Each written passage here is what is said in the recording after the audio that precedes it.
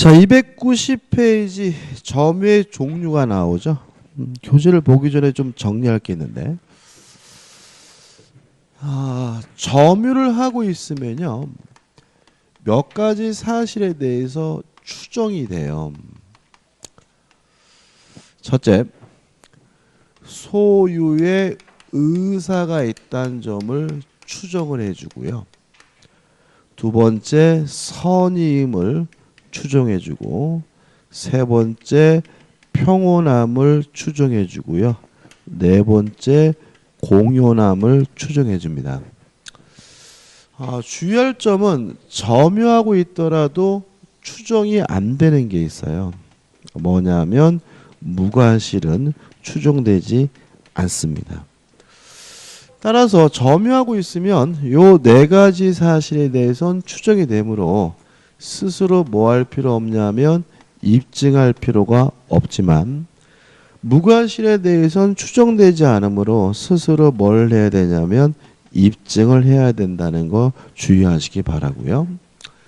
그 다음에 소유의 의사가 있는 점유를 뭐라 그러냐면 자주점유라고 합니다. 반대로 소유의 의사가 없는 점유를 타주점유라고 합니다. 선이라는 말은 남의 물건인지 모른다는 얘기죠. 반대말은 뭐죠? 악의가 될 것이고, 평온이라는 말은 줄임말이에요. 평화스럽고 온화한 점유. 그래서 줄여서 평온이라고 하고요. 반대말은 폭력에 의한 점유입니다. 공연하다는 말은 공개적이라는 뜻입니다. 공연하다는 거. 반대말은 뭐냐면 폭력이죠. 은비에 의한 점유인데, 은비도 줄임말입니다. 은밀하고 비밀스러운 점유해서 은비에 의한 점유가 되고요. 무과실의 반대말은 뭐죠? 유과실이에요. 이게 이제 점유의 종류인데요. 우리 교재는 뭐부터 나오죠? 자주점유와 타주점유부터 나옵니다. 그럼 의의는 소유의 의사가 있는 점유는 자주점유, 소유의 의사가 없는 점유는 타주점유예요. 조심할 것은 소유권이 있느냐 없느냐 문제는 아닌 거예요. 예를 들어서 제가 카메라를 훔쳤어요.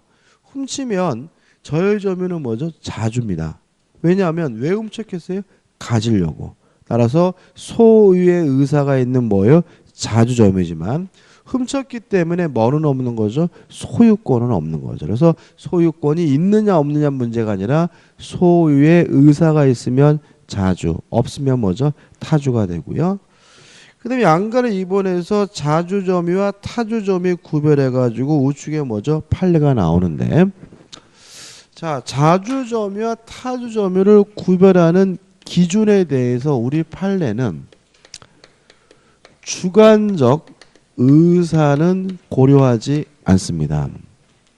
점유를 개시하게 된 객관적 원인을 객관적 외형적으로 따져야 된다는 것이 우리 판례의 입장이에요. 다시 말하면 속으로 무슨 생각을 하고 있는지는 고려하지 않고요. 그 사람이 왜 점유를 하게 되는지 그 원인을 가지고 객관적 외형적으로 따져야 된다는 것이 우리 판례 입장이거든요. 따라서 만약에 그 사람의 점유 개시 원인이 매매라면 소유의 의사가 있는 자주점유가 되고요. 임대차라면 빌린 거잖아요. 소유의 의사가 없는 타주점유가 된다는 것이 우리 판례 입장입니다. 오른쪽 상단에 판례 있죠? 줄친 거 읽어볼까요? 줄친 거 보시면 자주점유인지 아니면 소유의 의사 없는 타주점유인지 여부는 점유자의 내심의 의사에 의하여 결정되는 것이 아니라 점유 취득의 원인이 된 권한의 성질이나 점유와의 관계에 있는 모든 사정에 의하여 어떻게 해요? 외형적, 객관적으로 결정되어야 한다. 이렇게 나와 있거든요. 그럼 여기서 이제 좀 생각을 해보자고요. 자, 매매 계약을 통해서 점유를 개시했다면 소유의 의사가 있는 자주인데 매매가 무효임이 밝혀졌어요. 그래도 자주입니다. 자, 왜냐하면 매매가 무효면 소유권을 갖지 못하겠죠? 근데 왜 무효인 매매 계약을 체결했겠어요? 가지려고. 뭐가 있는 거예요? 소유의 의사가 있는 거죠. 다시 한번요. 훔침놈도 무슨 점이라고요? 자주점이다. 그죠? 다시 말하면 매매가 무효면 뭘 갖지는 못해요? 소유권을 갖지는 못하겠지만 왜 무효인 매매 계약을 체결했겠어요? 가지려고. 따라서 매매가 무효래도 뭐요? 자주예요. 그 다음에 매매 목적물이 매도인 게 아니라 타인 소유물이라는 사실이 밝혀졌어요. 그래도 무슨 점인 거예요? 자주점인 거예요. 왜 남의 물건을 샀겠어요? 가지려고. 따라서 뭐가 있는 거죠? 소유의 의사가 있는 거예요. 여기까지 약적이죠? 자, 근데 문제는 여기까지 우리 판례가 좋은데 우리 판례에 따른다면 무효래도 자주고 타인 소유물이라도 매매라면 뭐예요? 자주인데 그 사실을 알면서 다른 말로 뭐죠? 악이죠. 악의로 무단으로 점유했다는 사실이 입증이 되면 더 이상 자주점유가 아니라는 것이 우리 판례 입장입니다. 따라서 무효다 그럼 뭐예요? 자주예요. 무효임을 알면서 그럼 뭐예요? 타주예요. 타인 소유물이다 그럼 뭐예요? 자주예요. 타인 소유물임을 알면서 하면 뭐예요? 타주예요. 근데 이게 우리 민법의 유일한 부분인데 우리 판례는 잘못된 겁니다. 왜 그러냐면 무효인 줄 알았다면 선의가 아니라 뭐예요? 악인 거죠. 왜 무효인지를 알면서 샀겠어요? 가지려고. 그럼 여전히 무슨 점이어야 돼? 자주죠. 자주점유이지만 뭐예요? 악인 것이지 왜 이것이 갑자기 자주에서 타주로 바뀌느냐에 대해서는 학자분들이 굉장히 비판을 많이 하고요. 저도 개인적으로 논리 모순이라고 생각을 합니다. 그렇지만 우리는 객관식 문제를 풀어야 되기 때문에 이 부분은 좀 어떻게 해요? 마음에 안 들더라도 어떻게 해요? 받아들이셔야 돼요. 무효면 뭐예요? 자주입니다. 무효임을 알면서 그럼 뭐예요? 타주예요. 타인 소유물이라도 뭡니까? 자주입니다. 타인 소유물임을 알면서 그럼 뭐예요? 타주가 되는 거고요. 그래서 요 알면서라는 이 세 글자가 대단히 뭐죠? 중요하게 되는 거죠. 그럼 교재를 보죠. 3. 점유자의 자주점의 추정에서 복잡하게 나와 있지만 점유자는 소유의사 자주점임을 추정받으므로 스스로 뭐 할 필요 없어요? 입증할 필요가 없다. 이런 말이 나오고 하단에 보시면 판례가 나옵니다. 자, 판례 가지고 1번 권은의 성질상 자주점인 건데 한번 읽어볼게요. 밑에 두 번째입니다. 타인의 부동산을 매수하여 점유하게 된 자예요. 그러면 이 사람의 점유 개시 원인은 뭐죠? 매매니까 일단 머릿속에 뭐가 들어야 돼요? 자주점유가 들어오죠. 계속 보시면 그 매매가 무효로 된다는 사정이 있음을 알았다는 등의 특별한 사정이 없는 한 일반적으로 그 점유의 시초에 있어서 소유의 의사로 점유한 것이라고 볼 것이라고 할 것이다 라는 말은 무효래도 무슨 점이에요? 자주점이고 무효라는 사실을 알았어야 비로소 뭐예요? 타주다 이런 얘기죠. 이해되시죠? 그죠? 그 다음에 두 번째 판례 가지고 복잡하게 나와 있는데 이것도 읽어보진 않을 거예요. 마찬가지예요. 매도인 게 아니에요. 타인 소유물이에요. 그 사람에게 처분권이 없어요. 그래도 매매를 통해서 점유했다면 뭐예요? 자주점인 거다. 물론 처분권이 없다는 사실을 알면서 했으면 뭐가 되겠어요? 타주가 되겠지만 그런 얘기고 그 다음에 세 번째 판례는 뭐냐 하면 자주점임을 추정받기 때문에 스스로 뭐 할 필요 없다는 얘기예요? 입증할 필요가 없다는 얘기예요. 자, 그럼 이런 얘기입니다. 점유자가 스스로 소송을 제기했다 패소하더라도 여전히 자주인 거예요. 왜냐하면 점유자는 자주점임을 추정받으므로 스스로 뭐 할 필요 없어요? 입증할 필요가 없으니까요. 그러면 이 사람이 자주에서 타주로 바뀌려면 누가 소송을 제기해야 되냐면 소유자가 소송을 제기해서 점유자를 패소시켜야 자주에서 뭐로 바뀌는 거예요? 타주로 바뀌는 거예요. 그래서 세 번째 판례는 뭐냐면 갑을 읽어볼게요. 이렇게 나와 있습니다. 점유자가 스스로 매매 또는 증여와 같은 자주점의 권한을 주장했어요. 원래 자주점임을 스스로 뭐 할 필요 없어요? 주장할 필요도 없고 입증할 필요도 없는 거죠. 추정받으니까.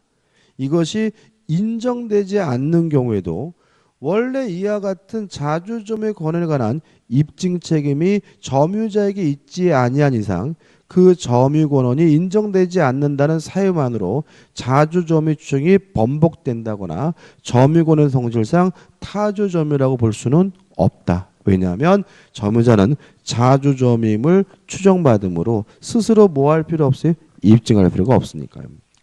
그 다음 밑에 2014년도 판례도 같은 취지입니다. 그러니까 주체가 뭐죠? 국가가 들어갈 뿐이지 똑같은 거니까 한번 읽어보시기 바래요.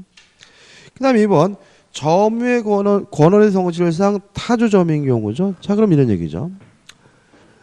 무효래도 자주고 타인 소유물이라도 자주지만 이 사실을 알면서 점유했으면 더 이상 자주가 아니라 뭐죠? 타주잖아요.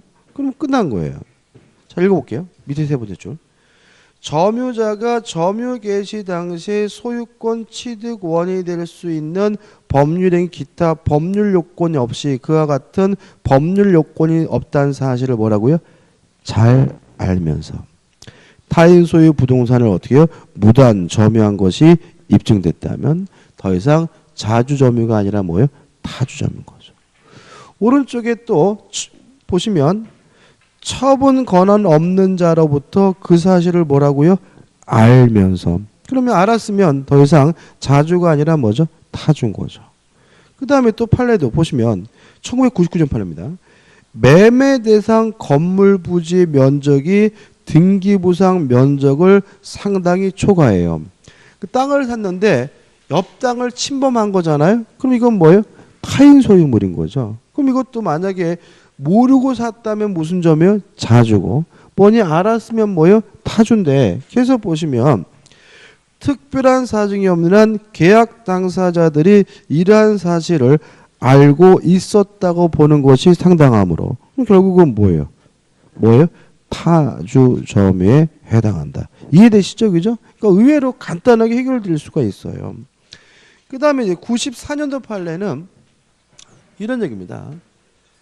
갑의 땅에다가요, 을이 허락도 없이 아버님을 모시는 묘를 만들었어요.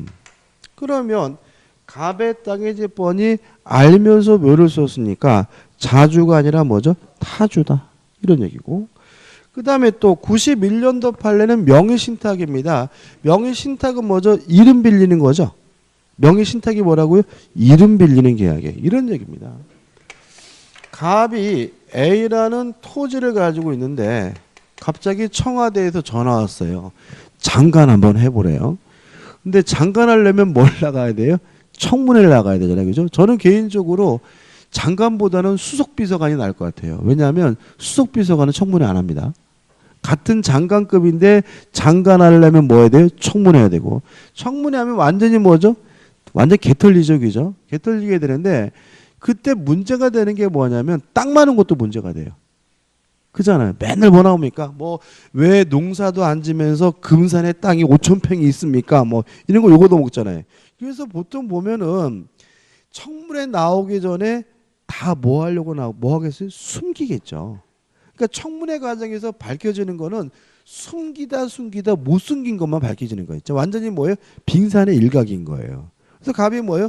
땅을 숨기기 위해서 친구인 을과 만나서 야, 네 이름 좀 빌리자. 이게 뭐예요?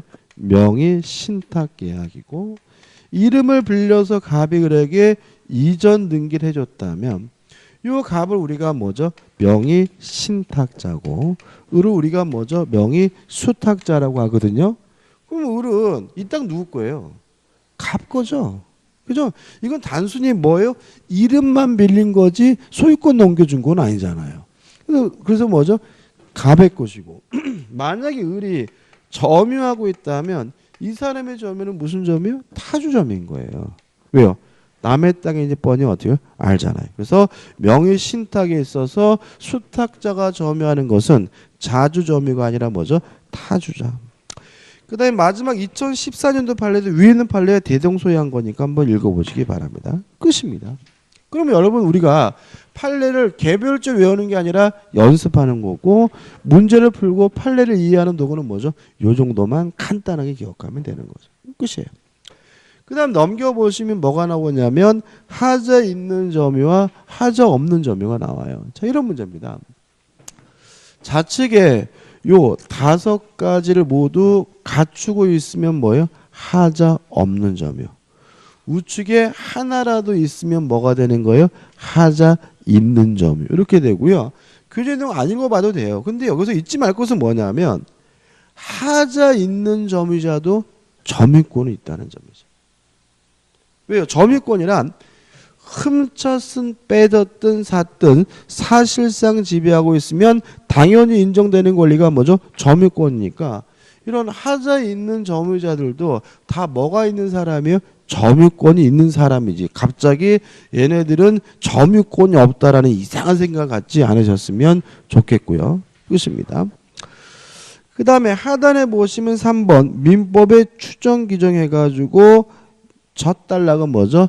요 4가지가 추정된다는 말이 나오고요. 그 다음에 밑에서부터 4번째, 5번째 뭐 이런 말이 나옵니다. 한편 선의 점유자라도 본권에 관한 소에서 패소한 때는 그 소가 제기된 때부터 뭐죠? 악의 점유자로 됩니다. 시험에 잘 나오는데. 자, 이런 문제입니다. 점유자가 점유하고 있는데 소유자가 소송을 제기했어요. 소송을 제기해서 점유자가 열심히 재판했는데 결과적으로 패소를 했습니다. 패소라면 이 물건을 점유자가 소유자에게 반환해 주게 되는데 일단 첫 번째 조심할 것은 자주에서 타주로 바뀌는 시점은 패소 판결 확정 시부터 뭐로 바뀌냐면 타주 점유로 바뀌어요. 왜 그러냐면 우리 판례는 인도해 줄 의무가 발생하면 더 이상 그 사람의 점유는 자주가 아니라 타주로 봐요. 소유자가 제기한 소송에서 재판에서 패소하면 점유자에게 뭐가 생겼어요? 인도해 줄 의무가 생겼기 때문에 패소할 때부터 뭐가 돼요?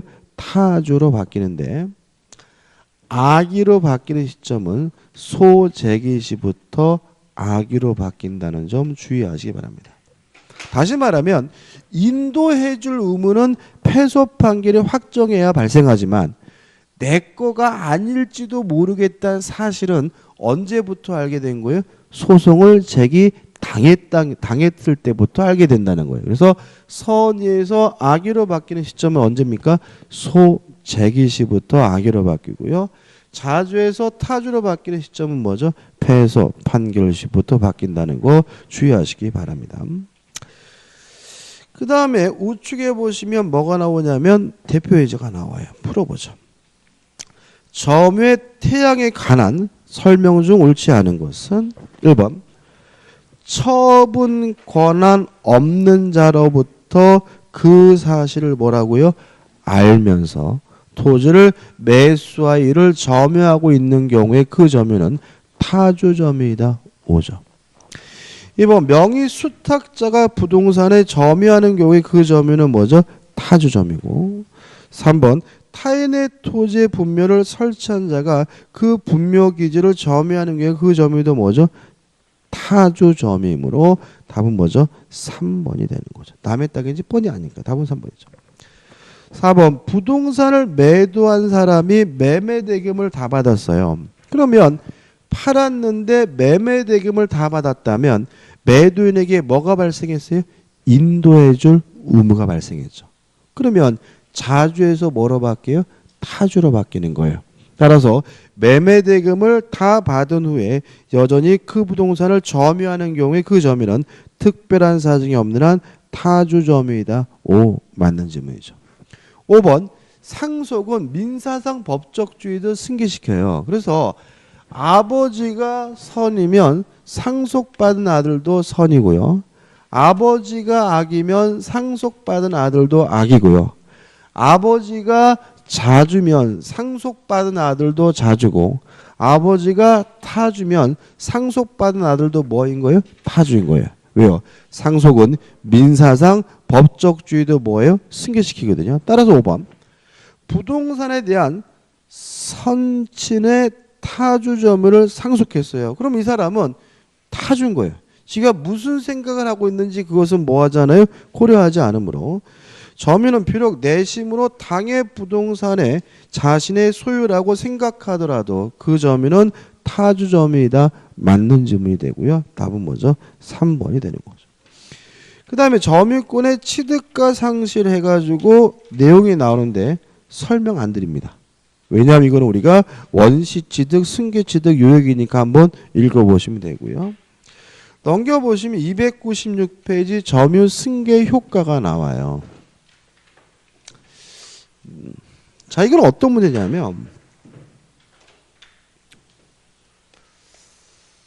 예를 들어서 갑이라는 사람이 15년을 점유했고요. 을이 그거를 승계받아서 5년을 점유했어요. 근데 을은 예를 들어서 을은 선이지만 갑은 악이었다라고 가정을 해볼게요. 일단 민법은 을에게 선택권을 줍니다. 을은 합산해서 20년을 주장할 수도 있고요. 아니면 자신만의 점유 5년을 주장하는 것도 가능합니다. 다만 만약에 합산해서 주장하게 되면 뭐가 승계가 되냐면 하자가 승계가 되므로 만약에 을이 합산해서 20년을 주장하게 되면 뭐가 되냐면 악의 20년이 됨을 주의하시기 바랍니다. 다시 말하면 점유는 전점유제 점유를 합산해서 주장할 수도 있고 자신만의 점유를 주장할 수도 있는데 합산해서 주장하게 되면 하자가 뭐가 돼요? 승계가 된다. 따라서 이 사례는 을은 악의 20년을 주장하거나 선이 5년을 뭐 할 수 있어요? 주장할 수가 있는 거다. 이게 원칙이에요. 근데 예외가 있어요. 만약에 갑에서 을로 점유가 승계된 이유가 상속이라면 이때 을은 자신의 점유 5년을 주장할 수 없고요. 항상 악의 20년만 주장해야 됩니다. 왜냐하면 상속은 무엇도요? 민사상 법적주의도 뭐예요? 승계시키니까. 요령이니까 한번 읽어보시기 바라고요. 판례 일단 의미 없습니다. 그 다음에 우측에 보시면 점유권의 소멸도 한번 읽어보시되 설명드릴 건 없어요. 넘겨보시면 298페이지 뭐가 나오냐면 점유의 효력이 나옵니다. 1번 점유의 추정적 효력에서 1. 점유의 태양은 또 나와 있죠. 점유하고 있으면 자주, 선이, 평온, 공연함이 추정이 되고 무과실은 뭐 되지 않아요? 추정되지 않는다는 말이 나와 있고요. 2번 점유의 계속은 뭐냐면 점유를 시작한 때와 끝나는 때를 입증하면 중간에 점유는 계속하고 있는 것으로 추정한다는 말이 나오고요. 그 다음에 3번 권리의 적법 추정입니다. 제가 한번 읽어볼게요. 점유자가 점유물에 대하여 행사하는 권리는 적법하게 보유한 것으로 추정한다 이렇게 나와 있거든요. 여기서 좀 첨부를 하면 점유자가 점유물에 대하여 행사하는 권리는 요 권리를 동글뱅이 쳐가지고요. 밖으로 뽑아서 소유권으로 바꿀게요. 그럼 이렇게 됩니다. 점유자가 점유물에 대하여 행사하는 소유권은 적법하게 보유한 것으로 추정한다. 감 잡히시나요? 자, 이렇게 되는 거죠. 제가 지금 이 안경을 점유하고 있으면 여러분은 어떻게 생각하냐면 저 찌질의 안경은 저 인간 거구나라고 생각하겠죠. 다시 말하면 저는 이 안경을 점유하고 있음으로써 소유자임을 뭐 받는다는 얘기예요? 추정받는다는 얘기죠.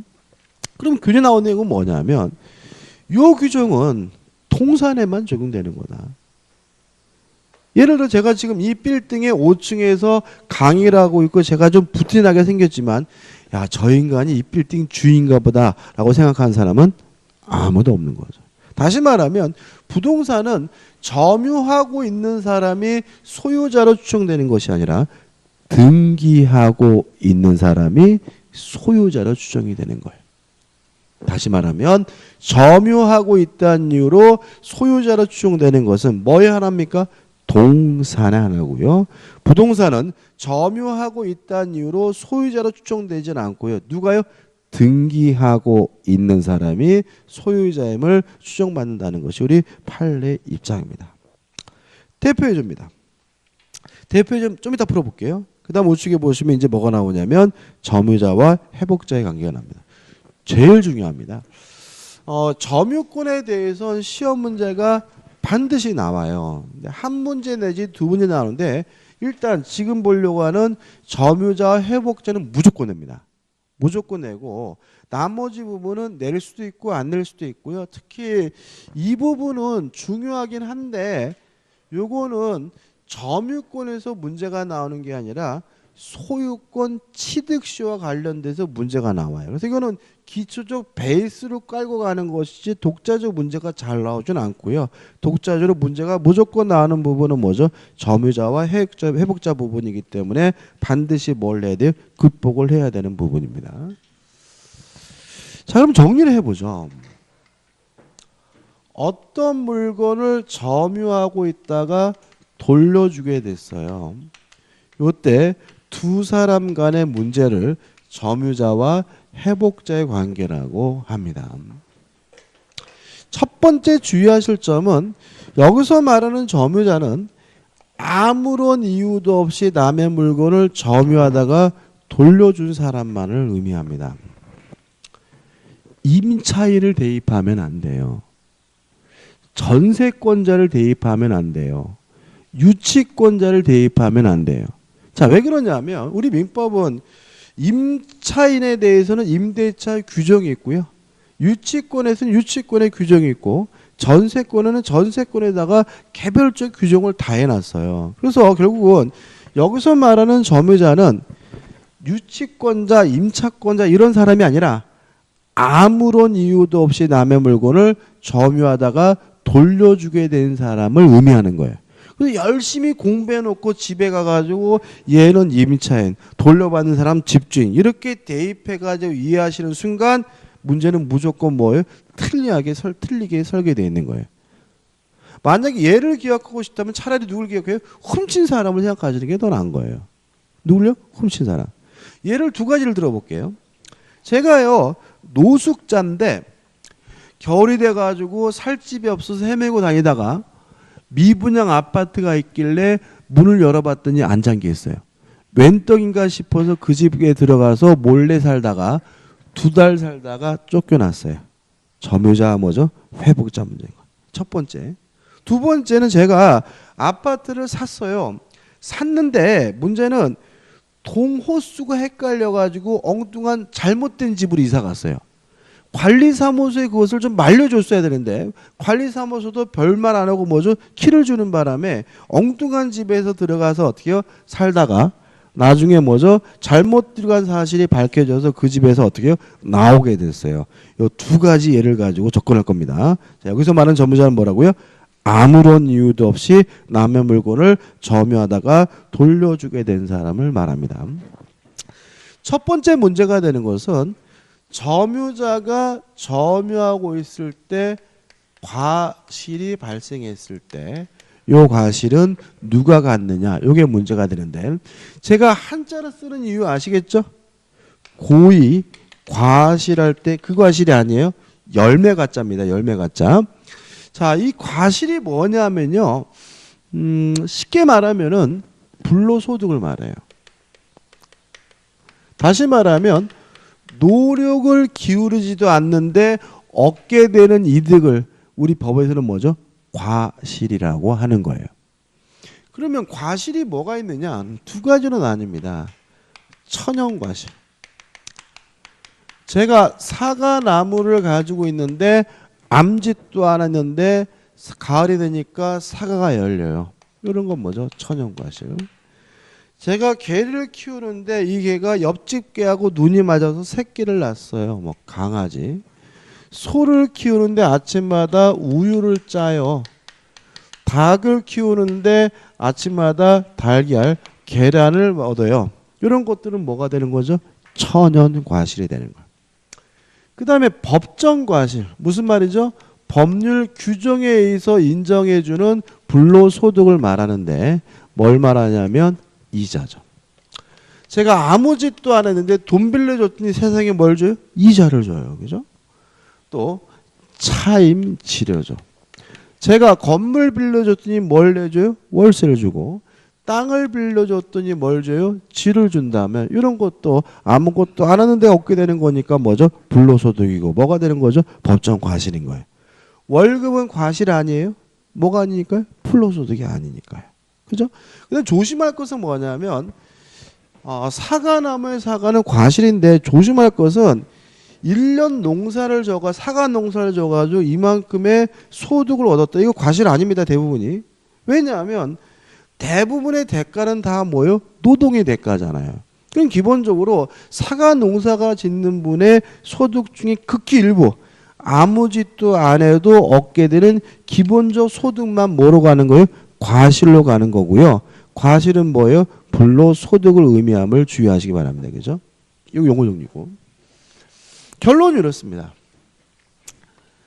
선의의 점유자는 과실수취권이 있습니다. 따라서 수취한 과실은 반환할 필요가 없고요.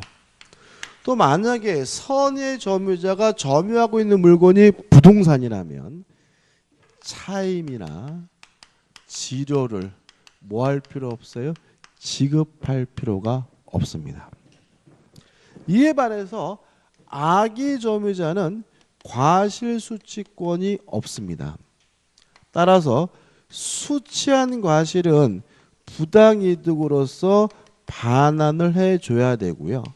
또 만약에 이 점유자가 점유하고 있는 물건이 부동산인 경우에는 과실수취권이 없으므로 차임이나 지료를 뭘 해야 돼요? 지급해야 됩니다. 자, 이렇게 되는 거죠. 노숙자인 제가 2달 몰래 살다가 쫓겨날 때 2달치 차임을 뭘 해야 돼요? 지급해야 돼요. 왜냐하면 노숙자인 저는 남의 집인지 뻔히 알면서 들어간 뭐예요? 악의 점유자니까 뭐가 없어요? 과실수취권이 없으니까요. 근데 제가 아파트를 샀는데 잘못 들어갔어요? 그럼 저는 남의 집인지 모르고 들어간 거잖아요. 그죠? 그러니까 저는 뭐예요? 선의의 점유자니까 2달 살다가 쫓겨날 땐 쫓겨나더라도 2달치 뭘 낼 필요는 없어요? 월세는 낼 필요는 없는 거예요. 왜냐하면 선의의 점유자는 뭐가 있기 때문에 과실수취권이 있으니까. 여기 기본적인 틀이에요.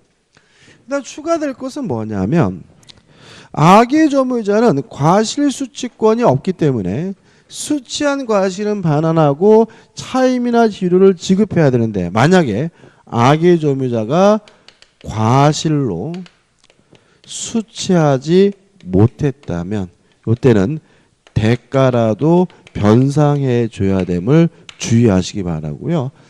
여기까지 이제 시험에 나와요. 좀 추가를 좀 추가를 할 것은 뭐냐면 교재 300페이지 오시면 판례가 나와요. 자, 이거 읽어볼게요. 판례요. 선의 점유자도 과실취득권이 있다고 하여 불법행위로 인한 손해배상 책임이 배제되는 것은 아니다. 이렇게 나와 있잖아요. 자, 이게 무슨 말이냐면 우리 민법은 선이면 과실수취권이 있고 악이면 뭐예요? 과실수취권이 없거든요. 그러면 선이이지만 과실이 있는 사람은 과실 수취권이 있느냐?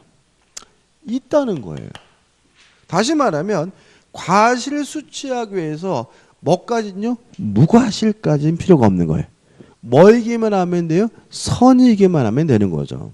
다만 선이인데도 과실이 있어서 과실을 수취한 경우에는 이때는 불법행위를 원인으로 뭐는 해줘야 되냐면 손해배상은 해줘야 된다는 판례입니다.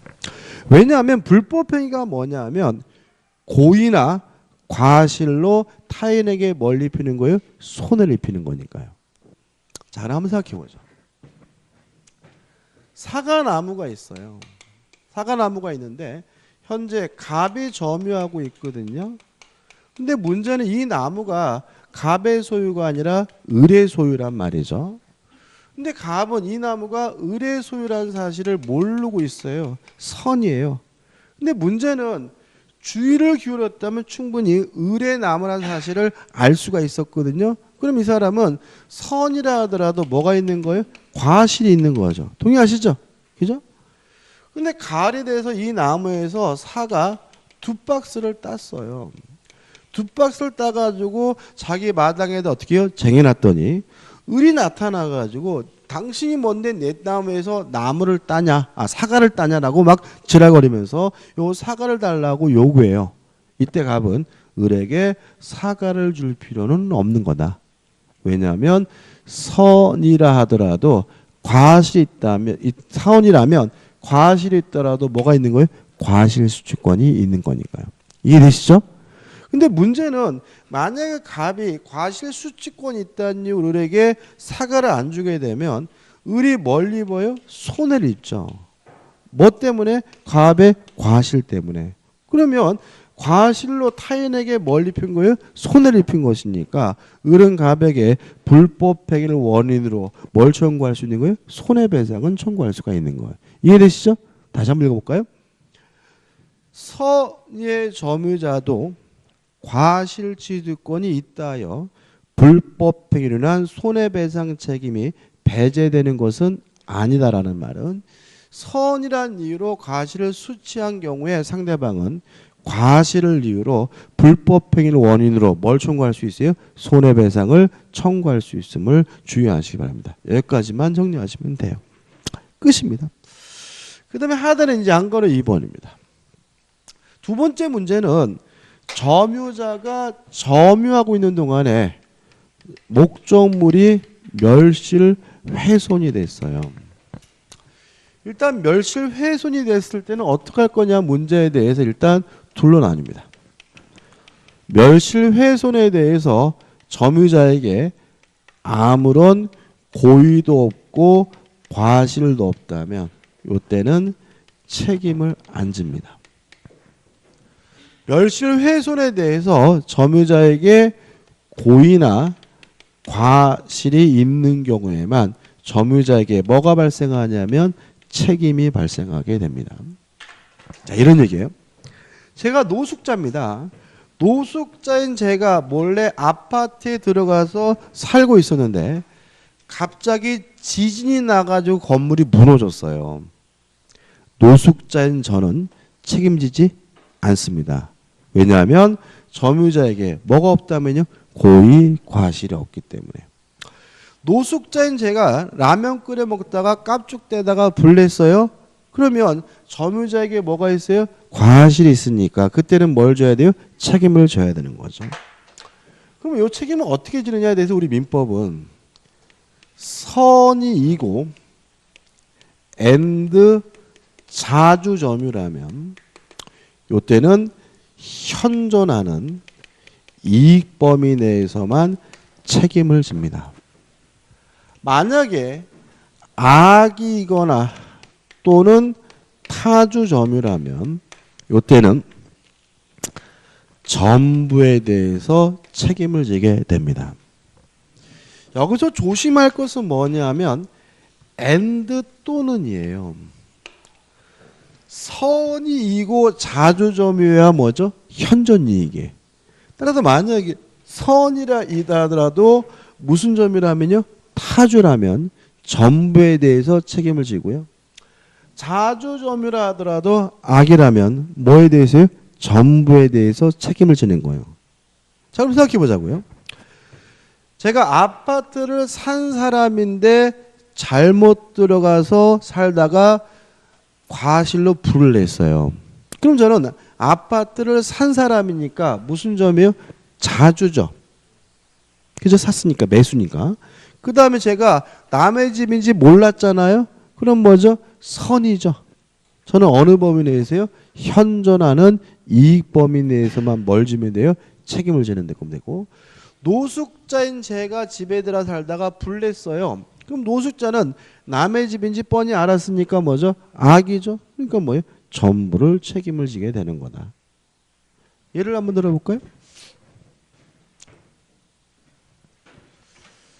자, A라는 건물이 있는데요. 지금 갑이 점유하고 있어요. 근데 문제는 이 건물이 갑의 건물이 아니라 을의 소유거든요. 이런 거 생각할 때 누굴 생각하라고요?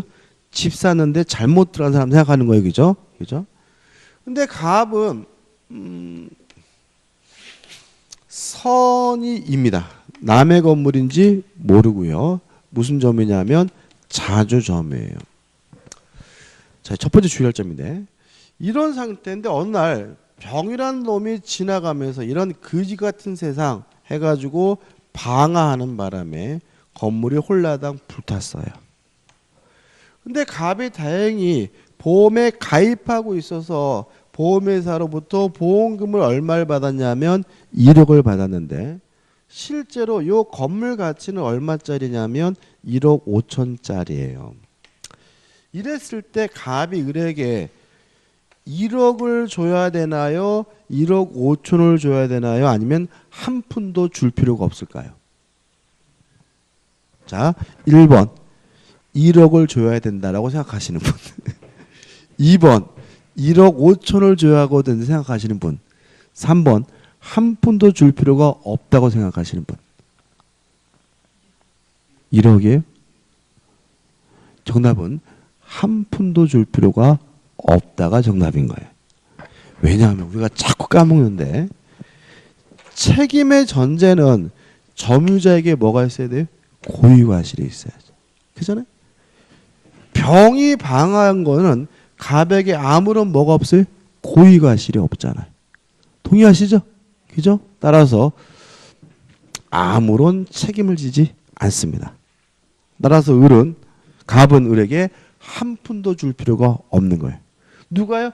을이 병한테 불법행위를 원인으로 뭐예요? 손해배상을 청구할 문제인 거예요. 이해되시죠?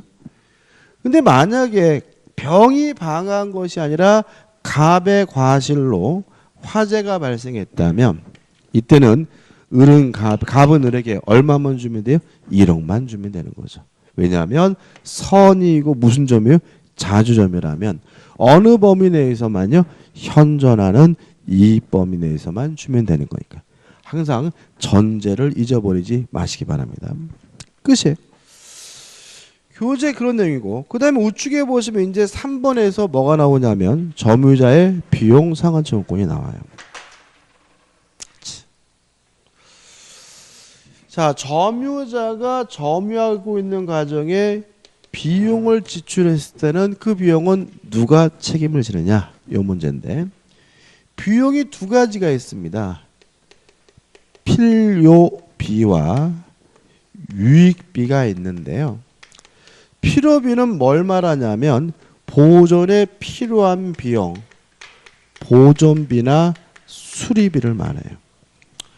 유익비는 뭘 말하냐면 이익이 있는 비용 해가지고 계량비를 말합니다. 예를 들어서 보일러가 고장이 났어요.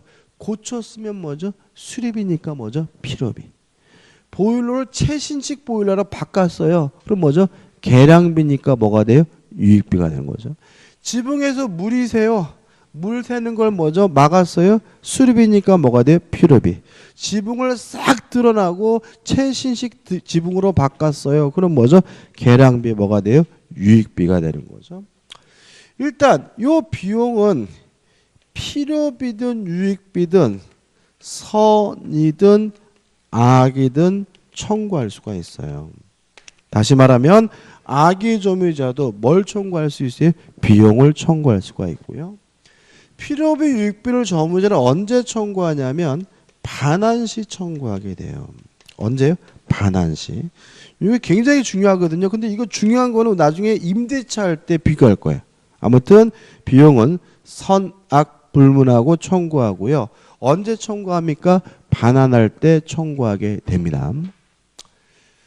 자, 필요비는 선악 불문하고 청구할 수 있지만 점유자가 과실을 수취했다면 통상의 필요비를 청구할 수가 없다는 거 꼭 기억해 두셔야 돼요. 따라서 오히려 필요비는 누가 청구하냐면 악의 점유자가 청구하게 돼요. 자, 이런 얘기죠. 자, 제가 아파트를 잘못 산 사람이에요. 선이죠. 2달 살다가 쫓겨날 때 선의 점유자는 과실수취권이 있으니까 차임을 뭐 하잖아요? 지급하지 않잖아요. 그러면 차임을 지급하지 않았다는 말은 뭘 수취했다는 거예요? 과실을 수취했으니까 통상의 필요비는 집주인에게 뭐 하지 못하는 거예요? 청구하지 못하는 거죠. 근데 만약에 제가 노숙자예요?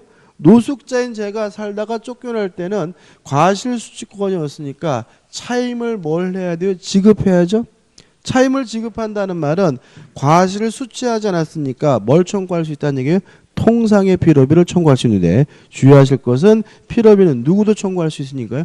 악의 점유자도 청구할 수가 있으니까요.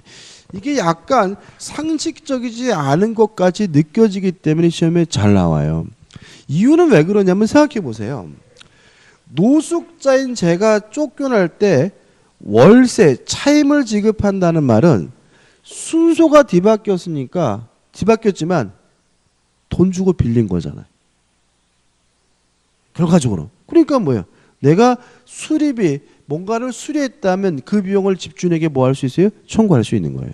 근데 만약에 아파트를 잘못 사서 엉뚱에 들어간 사람, 선의 점유자라면 쫓겨날 때 차임을 지급하지 않는다는 말은 2달 동안 공짜로 쓴 거잖아요. 그러니까 뭐예요? 쓰는 과정에 비용을 지출했더라도 뭘 못하는 거예요? 청구를 못하는 거예요. 그래서 이게 앞뒤가 뒤바뀌긴 하지만 이게 부당한 것이 아니라 정당한 거니까 유의하시기 바라고, 필요비는 오히려 누가요? 악의 점유자가 청구하게 됩니다. 그 다음 유익비는 항상 청구할 수 있는 것은 아니고요. 이익이 현존하는 경우에 청구하게 되는데요. 이익이 현존한 경우에 회복자는 지출 비용이나 또는 증가액 중 아무거나 회복자가 선택해서 지급하게 됩니다. 예를 들어서 아파트 보일러를 최신식 보일러로 바꿨어요. 그러면 개량한 것이니까 유익비잖아요. 그런데 현재 가치를 평가해 보니까 가치가 얼마로 평가되냐면 100만 원으로 평가된단 말이죠. 그런데 물어본 거죠. 얼마 들었습니까? 보일러 바꾸느라고. 그랬더니 얼마 들었냐면은 예를 들어서 150만 원이 들었대요. 근데 문제는 원래 그 아파트에 설치되어 있던 보일러가 얼마짜리냐면 70만 원짜리 보일러였다면 70만 원짜리를 떼어내고 얼마를 들였어요? 현재 얼마예요? 100만 원이라면 증가액은 얼마인 거죠? 30만 원인 거죠. 이해되시나요? 그죠? 다시 말하면 150만 원을 들여서 70만 원짜리 보일러를 바꿨는데 지금 현재 가치가 얼마로 평가돼요? 100만 원으로 평가된다면 지출 비용은 얼마예요? 150만 원이고 증가액은 얼마입니까? 30만 원이고 회복자 입장에서는 150만 원이나 30만 원 둘 중에 아무거나 뭐 하면 돼요? 선택해서 지급하면 되니까 얼마 주겠어요? 30만 원만 주면 되는 거고요. 그 다음에 이러한 유익비에 대해서는 법원이 상환 기간을 허용하는 것이 가능하다는 거 기억해 두시기 바랍니다. 최근에 출제 경향이 요 상한 기간을 연장해 주는 것은 뭐예요? 유익비잖아요. 그래서 필요비에 대해서 법원이 상한 기간을 허용한다 그런 뭐죠? X가 됨을 주의하시기 바라고. 이 출제 경향이 변하고 있는데요. 최근에는 요 비용에서 아주 시험 문제를 잘 내고 있어요. 그래서 비용 부분 확실하게 내 것으로 정리하시면 돼요. 끝입니다. 그래서 교재 보시면 우측 칸에 나와 있는 판례도 같은 취지예요. 넘겨보시면 뭐가 나오죠? 대표예제가 나오는데 대표예제 풀기 전에 한 가지 예를 들어볼게요. 종합판입니다.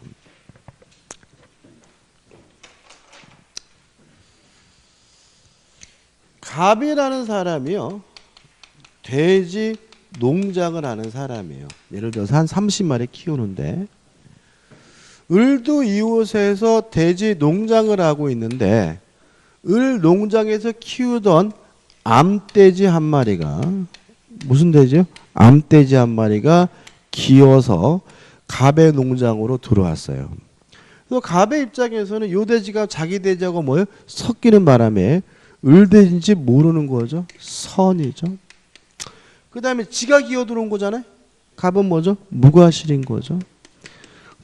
선이 무과실이기 때문에 갑은 열심히 암돼지를 사료를 먹여서 열심히 뭐예요? 키웠더니 암돼지가 새끼를 낳았어요. 예를 들어서 한 타스 12마리를 낳습니다. 그래서 갑이 어떻게 해요? 기분이 째졌는데 을이 나타나가지고 지돼지라고 주장을 하고 있어요.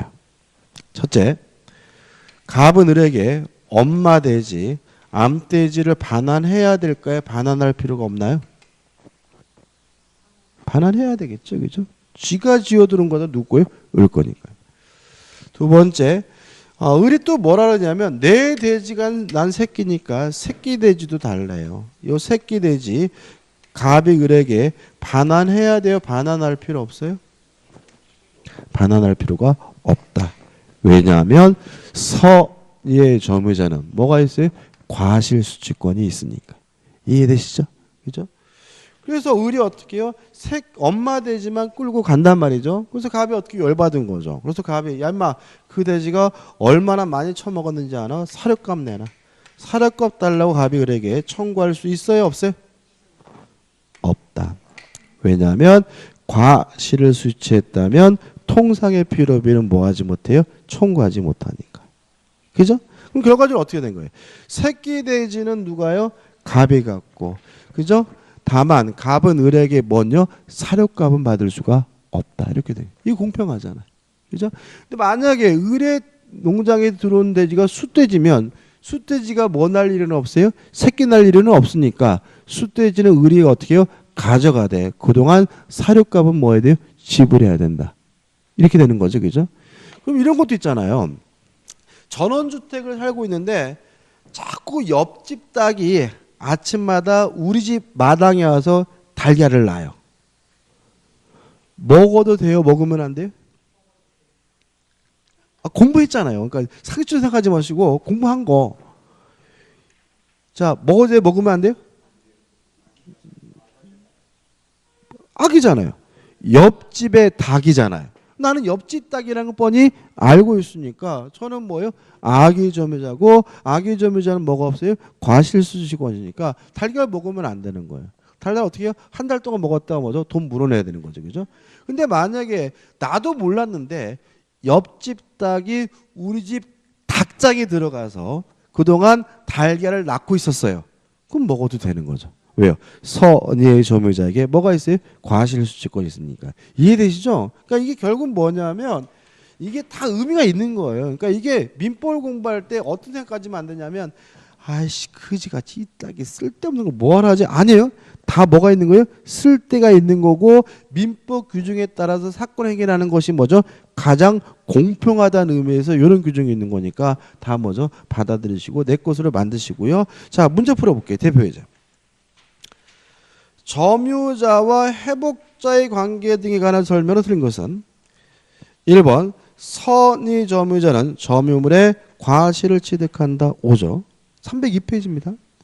2번 점유자가 점유물 반환 중고권 행사하는 경우 그 침탈된 날로부터 1년 내 행사되는데 맞는지도 좀 이따 볼 거고 3번 점유자가 필요비를 지출한 경우 그 가액의 증가가 현존한 경우 하나요. 상한을 청구할 수 있다. X죠. 이익이 현존해야 청구할 수 있는 건 뭐예요? 유익비죠. 그죠? 유익비. 필요비는 그런 거 요구하지 않아요. 그죠? 따라 답은 뭐예요? 3번이죠. 그래서 아까도 말씀드렸다시피 최근에는 이게 2018년도 문제잖아요. 28회잖아요. 그죠? 여기서 내는데 아주 헷갈리게 내요. 그러니까 확실하게 기억해 두셔야 되고 이해해 두셔야 되고 답은 뭐죠? 3번이죠. 4번 좀 이따 볼 거고 5번 점유물이 점유자의 책임 있는 사유를 멸시를 했어요. 그러면 점유자에게 뭐가 있다는 얘기예요? 고의 과실이 있다는 얘기잖아요. 그죠? 책임 있는 사유라는 말은 점유자에게 뭐가 있다는 얘기예요? 고의 과실이 있다는 얘기니까 뭘 져야 돼요? 책임을 져야 되는데 소유의 의사가 없는 점유자는 타주죠. 타주면 뭐예요? 전부에 대해서 책임을 져야 되므로 선인 경우에도 손해의 전부를 배상해야 한다. 맞는 질문이 되겠죠. 여기까지고요. 좀 쉬었다가 점유보호청구권을 보도록 하겠습니다.